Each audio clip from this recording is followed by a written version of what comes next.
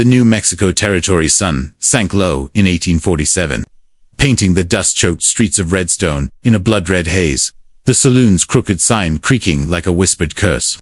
Tobias Hartwell, 37, pushed through the batwing doors, his weathered face shadowed beneath a wide-brimmed tan hat, its edges frayed from years under the merciless sun. His chestnut eyes, sharp yet wary, scanned the smoky room, catching the flicker of lanterns on scarred wooden tables. His faded denim shirt clung to his broad, sinewy frame, sweat stained from mending fences on his hard-scrabble claim. A leather cord with a turquoise bead, dangling at his neck, a keepsake from a mother he barely remembered. The saloon buzzed with life, the clink of whiskey glasses, the off-key strum of a guitar, the raucous laughter of ranchers and drifters.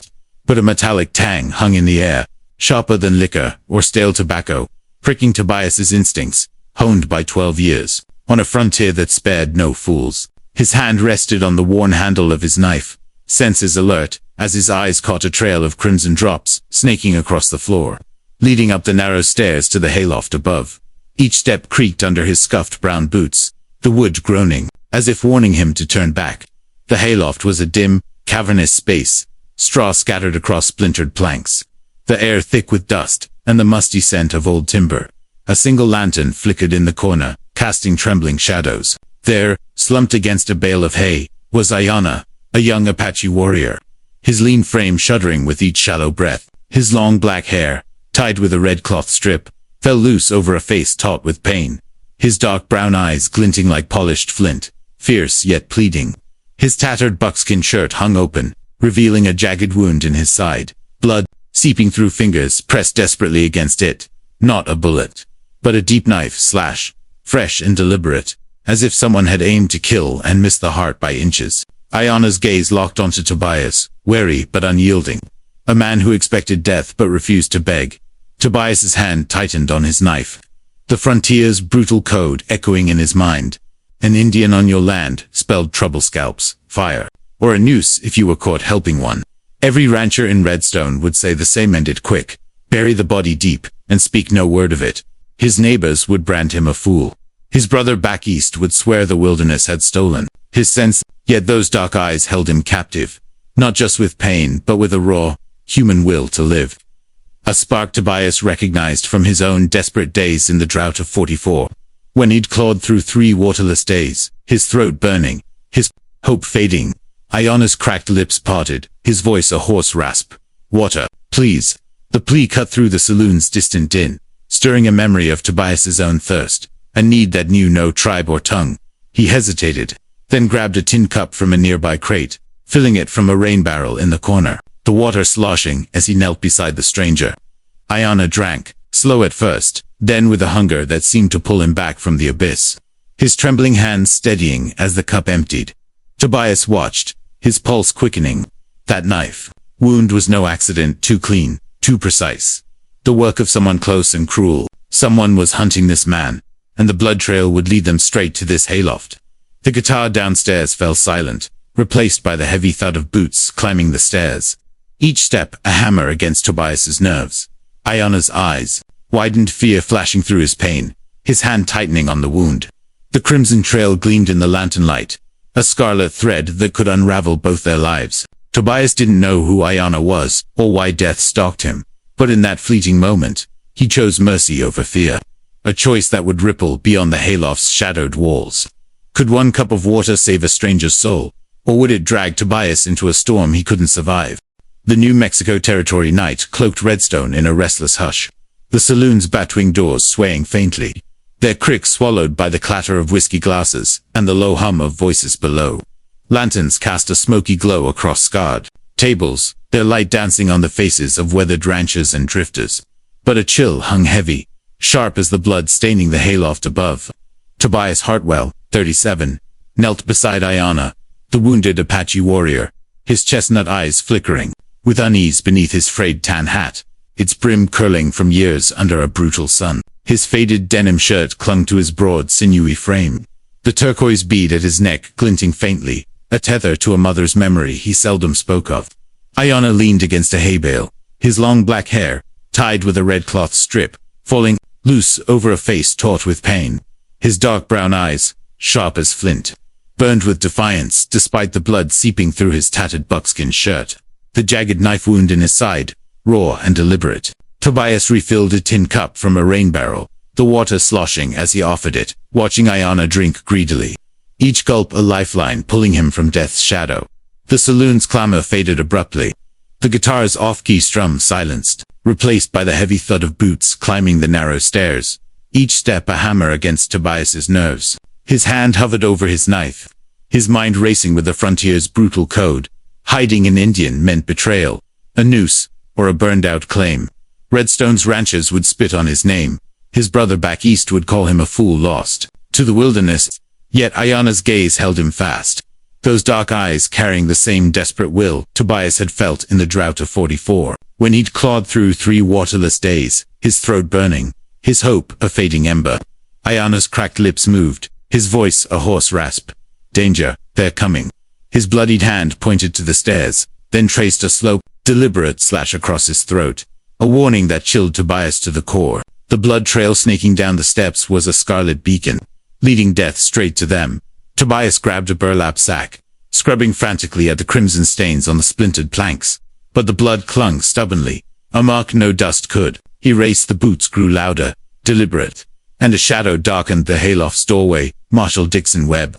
His lean frame looming, his cold gray eyes glinting like steel under a narrow-brimmed black hat. His black duster coat, dusted with Redstone's red dirt, swept the floor.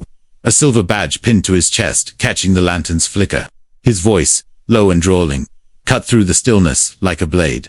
Hartwell, you've stepped in deep trouble. His gaze locked on the bloodstains, then flicked to Ayana, slumped against the bale. His face pale but unyielding, his hand pressing the wound, blood seeping anew. Harboring a fugitive's a hanging offense. Tobias, you know the law. Tobias rose, his boots scuffing the straw, his heart pounding, but his voice steady. Gave a dying man water, Marshal.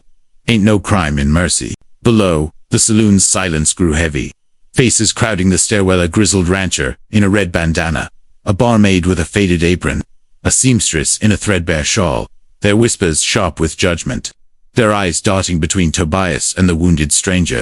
Ayana's gaze never wavered from Webb, his dark eyes fierce despite the pain etching his face. He whispered something in Apache, low and urgent, the words shifting the air like a prayer or a curse. Tobias caught a flicker of moop, hand slipping to a small leather pouch at his belt, clutching something hidden. The saloon's lanterns flickered, casting trembling shadows. As the crowd's murmurs grew louder, their judgment a tightening noose. Tobias stood between a marshal's gun and a stranger's life. His choice, a spark in a powder keg. Could he protect Ayana from Redstone's wrath? Or had his mercy already lit the fuse to their ruin? The Redstone Saloon stood frozen under the New Mexico Territory's starless sky in 1847. Its lanterns casting a flickering amber glow across the hayloft, where dust swirled like restless spirits in the shadowed air. Tobias Hartwell, 37, stood resolute, his chestnut eyes steady beneath a frayed tan hat, its brim weathered by years of unrelenting sun. His faded denim shirt clung to his broad, sinewy frame, the turquoise bead at his neck a keepsake from a mother's whispered tales, faintly in the dim light. Ayana, the wounded Apache warrior, slumped against a hay bale, his long black hair, tied with a red cloth strip, falling loose over a face carved with pain.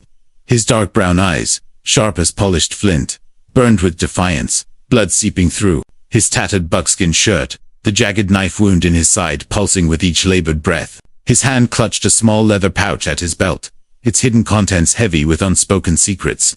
Marshal Dixon Webb loomed in the doorway, his cold gray eyes glinting like steel under a narrow-brimmed black hat, his black duster coat dusted with Redstone's red dirt, a silver badge catching the lantern's flicker. His voice cut through the stillness, low and menacing. Step aside, Hartwell, or you'll swing from a rope with this savage. Tobias's boots scuffed the planks, his hand hovering over his knife, his heart pounding like a war drum. The saloon below was a crypt, its usual clamor of whiskey glasses and raucous laughter silenced, replaced by the sharp murmurs of a gathering crowd, ranchers in red bandanas, a barmaid in a faded apron, a seamstress clutching her threadbare shawl, their eyes burning with suspicion and scorn. Ayana's gaze met Tobias's, a flicker of trust breaking through the pain etching his face. I'm no fugitive, Ayana rasped, his voice steady despite the strain, each word a defiance of death. I'm Ayana, son of Chief Takakota, sworn to protect my people's gold. With trembling fingers, he pulled a folded, blood-stained map from the pouch, its edges frayed, marked with cryptic Apache symbols. This leads to a cache stolen from us, hidden by men who'd slaughtered tribes and settlers alike to claim it. Webb's eyes narrowed, his hand tightening on his pistol, the lantern's light catching the steel barrel's glint. Lies to save your hide, he snarled, but a tremor in his voice betrayed uncertainty. Tobias stepped closer to Ayana, his broad frame a shield, his mind racing with fragments of memory, his mother's bedtime stories of Apache gold, dismissed as myth, now alive in the map's worn creases. The drought of 44 flashed through him. 3 waterless days when he clung to life by sheer will, the same will he saw in Ayana's unyielding gaze. They cut me to silence me, Ayana continued, his dark eyes locked on Webb, fierce and unflinching. Men in your ranks, marshal, profiting from war, framing my people to keep the blood flowing and the gold in their hands. The crowds murmured, sharpened a rancher, muttered, traitor. The barmaid gasped. The seamstress's shawl slipped as she leaned closer. Their judgment a tightening noose around the hayloft. Webb advanced, his boots crunching straw, his gray eyes flickering with calculation, the pistol half drawn. That map's a death sentence, and you're a fool to believe it, Hartwell, he said, his voice dripping with menace. Ayana's hands steadied on the map, his voice rising with a strength that defied his wound. Kill me, and the truth dies, but it won't stay buried. The gold's curse will find them, and you. The hayloft's air grew thick, the lantern's flame wavering as if sensing the storm brewing below. The crowd's whispers swelled, a chorus of doubt and fear, as a young drifter in a patched vest pushed forward. His voice low, heard talk of gold in the canyons. Maybe he's not lying. Tobias's chest tightened, caught between a marshal's gun and a warrior's truth. The blood-stained map, a spark in a powder keg. Could Tobias trust Ayana's map to save them, or would its secrets unleash a war that burned Redstone to ash? The Redstone saloon quivered under the New Mexico Territory's starless night in 1847, its lanterns flickering like fading embers, casting jagged shadows across the hayloft where dust swirled like a restless specter. Tobias Hartwell, 37, stood, resolute, his chestnut eyes blazing with resolve beneath a frayed tan hat, its brim curled from years of scorching sun. His faded denim shirt clung to his broad, sinewy frame, the turquoise bead at his neck a keepsake from his mother's whispered tales of Apache lore glinting faintly in the dim glow. Ayana, the wounded Apache warrior, slumped against a hay bale, his long black hair tied with a red cloth strip, falling loose over a face etched with pain. His dark brown eyes, sharp as polished flint, burned with unyielding defiance, blood seeping through his tattered buckskin shirt, the jagged knife wound in his side, pulsing with each ragged breath. His trembling hand clutched a blood-stained map, its cryptic Apache symbols, a silent challenge to the truth. Marshal Dixon Webb loomed in the doorway, his cold gray eyes glinting like steel under a narrow-brimmed black hat. His black duster coat dusted with Redstone's red dirt, a silver badge catching the lantern's wavering light. His voice sliced through the silence, a venomous drawl. You've signed your own noose, Hartwell, shielding this savage. Tobias's boots scraped the straw-covered planks, his hand steady on his knife, his heart thundering like a stampede. The saloon below was a tomb, its usual clatter of whiskey glasses and raucous laughter replaced by a chorus of sharp whispers, ranchers in red bandanas, a barmaid in a faded apron, a seamstress clutching her threadbare shawl, their eyes alight with suspicion and fear. A young drifter in a patched vest leaned forward, his murmur barely audible, talked of gold in the canyons. Maybe the Indian ain't lying. Ayana's gaze locked onto Tobias, a flicker of trust piercing his pain. The gold they stole is my people's lifeblood, Ayana rasped, his voice steady despite the strain. They cut me to bury the truth, to keep Redstone bleeding for their greed. He held up the map, its frayed edges trembling, symbols glowing in the lantern's light.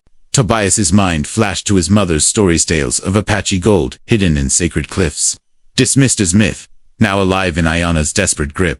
Webb stepped forward, his boots crunching straw, his pistol clearing its holster, the steel barrel gleaming. Lies won't save you, he snarled, but a quiver in his voice betrayed doubt. Tobias moved to shield Ayana, his broad frame a defiant barrier. Memories of the drought of 44 surging 3 waterless days when he'd clung to life. The same raw will he saw in Ayana's eyes. You're protecting thieves, Marshal, Ayana said, his voice rising, fierce despite his wound. Men in your ranks, profiting from war, framing my people to claim the gold. The crowd's whispers grew. Jagida Rancher growled traitor. The barmaid's breath hitched. The seamstress dropped her shawl, her eyes wide. Suddenly, Ayana raised 2 fingers to his lips, releasing a low, piercing whistle, sharp and haunting, cutting through the saloon like a desert wind calling to distant kin. Tobias's spine shouted, was no mere sound, but a summons. A plea to his people. The saloon's batwing doors groaned, and the crowd parted, faces paling, as the faint thunder of hoofbeats rolled across the plains, growing louder, closer, like a storm breaking. Webb's pistol wavered, his gray eyes darting to the windows. You're outnumbered, Hartwell, he spat, but fear crept into his voice. The door swung wide, revealing Chief Takakota, his weathered face stern, gray hair braided with eagle feathers, his buckskin tunic adorned with bone beads, radiating the quiet strength of a leader unbroken by time. His dark brown eyes, sharp as obsidian, locked onto Ayana, then Webb, carrying a father's love and a warrior's resolve. You hunt my son to hide your greed, Marshal, Takakota said, his voice steady as stone. That map names men who've bled both our peoples for gold. The crowd gasped, the drifter nodding slowly, whispering, heard those names before Canyon Raiders. Tobias's chest tightened, his mother's tales clashing with the frontier's brutal code. Ayana struggled to sit, blood seeping anew, his eyes fierce. Kill me, and Redstone burns, he warned, clutching the map. Apache warrior silhouettes loomed outside, their hoofbeats a drumbeat of reckoning. Tobias stood between a marshal's gun and a warrior's truth, the map a spark in a tinderbox. Could he hold the line for Ayana's cause, or would Redstone's dust bury their hope in flames? The Redstone saloon stood hushed under the New Mexico Territory's dawn in 1847, the first rays of sunlight piercing the starless night, bathing the hayloft in a golden glow that shimmered through swirling dust. Tobias Hartwell, 37, stood firm, his chestnut eyes alight with resolve beneath a frayed tan hat, its brim curled from years of relentless sun. His faded denim shirt clung to his broad sinewy frame, the turquoise bead at his neck a relic of his mother's Apache tales, catching the morning's warmth. Ayana, the wounded Apache warrior, leaned against a hay bale, his long black hair tied with a red cloth strip, his dark brown eyes fierce, despite the blood staining his tattered buckskin shirt. The jagged knife wound in his side pulsed, but his grip on the blood-stained map, its cryptic Apache symbols glowing in the dawn, was steady. Marshal Dixon Webb faced them, his cold gray eyes flickering under a narrow-brimmed black hat, his black duster coat dusted with red dirt, his silver badge glinting like a fading star. His pistol trembled in his hand, caught between duty and doubt, as Apache warriors circled the saloon, their hoofbeats a steady drumbeat against the earth.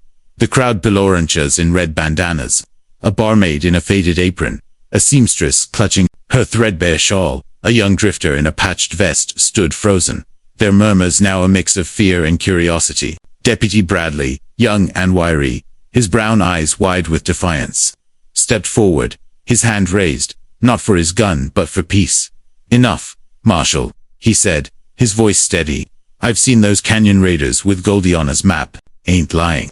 Webb's face twisted, his pistol swinging toward Ayana, but Tobias lunged, his broad frame knocking the gun aside, sending it clattering across the straw-covered planks. The crowd gasped, the seamstress stepping back, the drifter nodding, whispering, he's right, heard those names in the taverns. Chief Takakota stood tall, his weathered face stern, gray hair braided with eagle feathers, his buckskin tunic adorned with bone beads, his dark brown eyes, sharp as obsidian, locked onto Webb. Your greed ends here. Marshal, he said, his voice a low thunder. That map names the men who stole our gold, who bled our peoples for profit. Ayana struggled to his feet, blood seeping anew, his voice rising with strength. The gold returns to my people, or Redstone burns in its curse. He handed the map to Takakota, whose weathered hands traced the symbols. A father's pride mingling with a leader's resolve. The crowd's whispers softened, the barmaid's eyes glistening, the rancher lowering his bandana, shame flickering across his face. Tobias's heart pounded, memories of his mother's tales, Apache gold, hidden in sacred cliffs now, a truth he'd risked everything to defend. The drought of 44 flashed through him, 3 waterless days when he'd learned the cost of compassion, the same spark he saw in Ayana's defiance. Webb staggered back, his gray eyes wide with panic, his badge tarnished in the dawn's light. "You can prove nothing," he stammered, but Bradley stepped forward, holding a crumpled dispatch. "This came from the governor orders too. Stand down. The Canyon Raiders are wanted, not Ayana." The saloon's tension broke like a dam, the crowd murmuring support.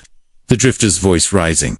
"Let the Indians speak." Takakota raised a hand, silencing the room, and began a low, haunting chant in Apache, a ritual of gratitude and unity. The warriors outside dismounted, forming a circle, their faces solemn. Takakota turned to Tobias, placing both hands on his shoulders, his voice thick with honor. "You, Tobias Hartwell, gave my son water, gave him life. You are now kin to our people."